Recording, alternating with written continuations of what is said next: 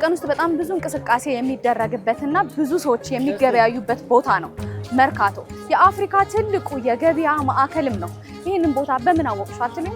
በኢትዮጵያ ንግድ ባንክ መርካቶ አዲስ ከተማ ቅርንጫፍ ነው።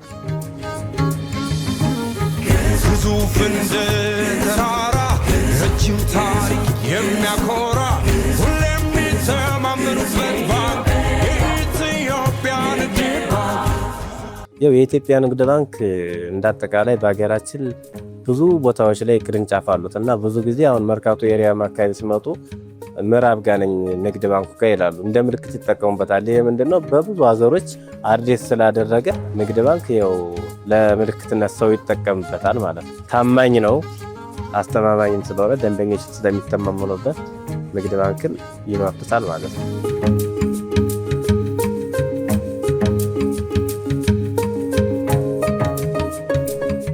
የኢትዮጵያ ንግድ ባንክ በብዙ ነገር ቀዳሚ ነው። ለነጋዴዎች ደግሞ ለአጭር ጊዜና ለረጅም ጊዜ የሚቆይ የብድር አገልግሎቶችን ይሰጣል።